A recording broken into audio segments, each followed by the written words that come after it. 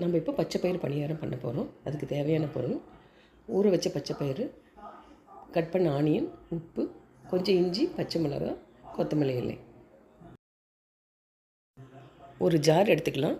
அதில் இந்த கொத்தமல்லி, பச்சை மிளகாய், இஞ்சி, ஊற வச்ச பச்சை பயிறு அதில் சேர்த்துக்கிட்டு கொஞ்சமாக உப்பு சேர்த்து நைஸாக அரைச்சி எடுத்துக்கலாம்.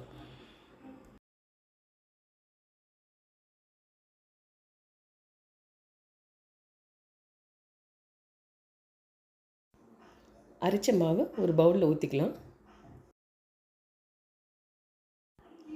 கூடவே கொஞ்சமாக பெருங்காயம் சேர்த்துக்கலாம். கூடவே நம்மக்கிட்ட இருக்கிற இட்லி இல்லை தோசை மாவு கொஞ்சம் ஆட் பண்ணி நல்லா கலந்து விட்டுக்கலாம்.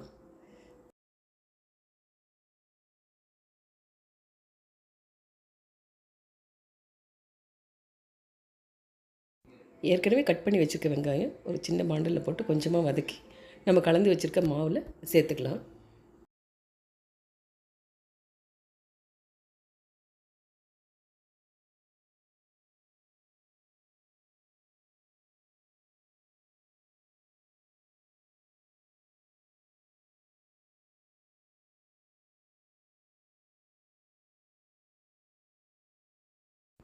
இப்போ நம்மளுக்கு மாவு ரெடி ஆகிடுச்சு. நம்ம இப்போ பணியாரம் ரெடி பண்ணிக்கலாம்.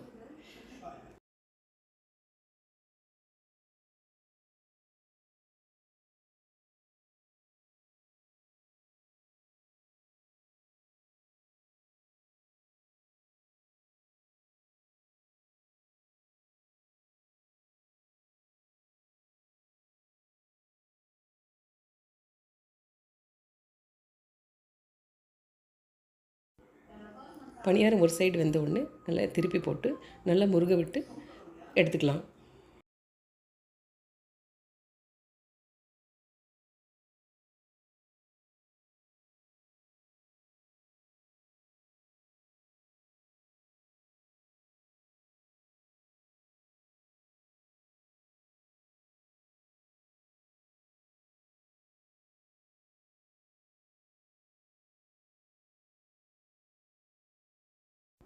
இப்போ நம்மளுக்கு கிறிஸ்பியான பச்சை பயிறு பணியாரம் ரெடி.